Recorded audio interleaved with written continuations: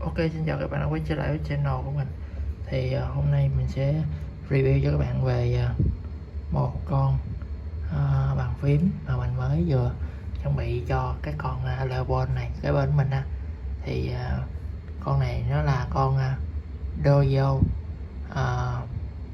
16 bản version đầu tiên là version 1 mod.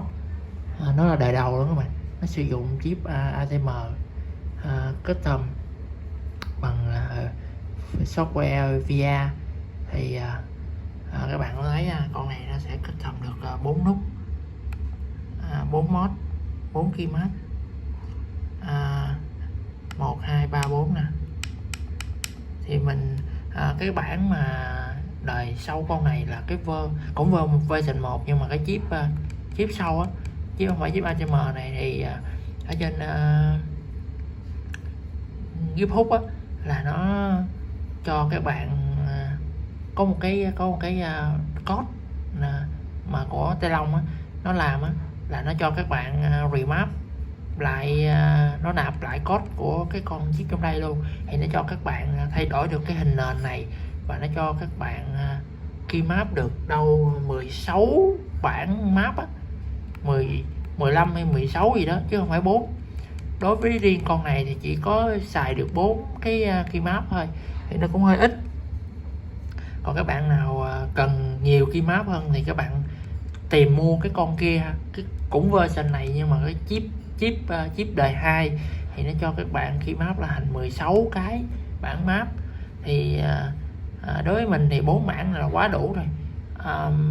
Các bạn có một cái hàng phím 16 số, 16 nút, đã có ở trên này là bằng, hoặc trên là bằng nhôm, ở dưới bằng nhựa acrylic CNC, gadget mouse, phím 16 nút, 1 núm, 2 núm, 3 núm xoay, và có nhấn luôn nha, xoay trước hay sau và nhấn.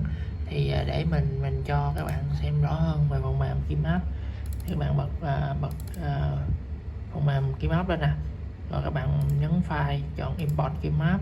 Thì trong đây mình tải cái keymap của hãng luôn ha, thì nó cũng sẽ có nè. Đây mình có 16 nút, và cái này là cái núm 1 nè, núm 2 và núm 3 tương ứng với lại núm 1 đây, núm 2, núm 3 đây. Thì các bạn có thể keymap lại cho nó. Thì cái này là 1 2 3, cái này nó đang nằm ở layer 1. Ý, đúng không ta? Đúng rồi. 1 2 3 là ở trong nè, cái dãy đầu tiên này đúng không? Cái dãy đầu tiên ở đây thì nó là núm này, cái dãy thứ hai nó là núm này, và dãy thứ ba, dãy dưới nè, đó là cái núm to này. Thì cái hàng đầu tiên nè, 3 cái này đầu tiên là các bạn nhấn xuống, nhấn cái này, tất cả cái núm này nhấn được nha. Các bạn nhấn xuống thì nó sẽ là cái hàng đầu tiên. Còn các bạn xoay trái xoay phải thì là nó là 2 nút tiếp theo. Thì mình có layer 0 là bàn phím số nè. Layer 1 mình cài là các cái chức năng F5 dành cho phòng. Các cái chức năng này là mình map để dùng cho Google Chrome để mình lướt web á. Rồi layer 2 là mình vô cài, layer 3 là mình cài để chỉnh đèn. Ở đây con này nó có đèn nền, nó không có đèn gầm, có đèn gầm, nó có đèn gầm và đèn nền là chung một led luôn á, nên là nó sáng gầm hơi yếu. Con này có PCB, có hot swap của keo. Thì kết nối cổng Type-C, 1 mod, 4 layout. Nếu mà các bạn sử dụng cái phần mềm cái gì hôm bữa mình mới vừa làm xong, nhưng mà mình mới phát hiện ra là cái con này nó sử dụng để nạp code lại không được. Thì các bạn delete nó xong rồi các bạn nạp, nhưng mà đó là chỉ dành cho cái chip đời 2 thôi các bạn. Cái chip mà cover này nhưng mà đời 2 thì các bạn có thể nạp mod code nó là 16 layer được. Cái bản version sau, cái version này thì nó không có cái màn hình, nó đem chữ Dojo nè lên trên này, và nó có 3 mod. Mod cắm dây, mod Bluetooth, cái mod receiver, cũng gắn kết mouse, cũng PCB hot swap luôn. Thì nói chung là đợt trước trong nhóm nó có group file, nhưng mà mình thấy ít người mua con này mà xả lại lắm. Mình mua con này cũng để trải nghiệm là chính, chứ thực ra thì mình cũng không xài nhiều, mình xài cái con phím này là hết rồi, hết chức năng rồi.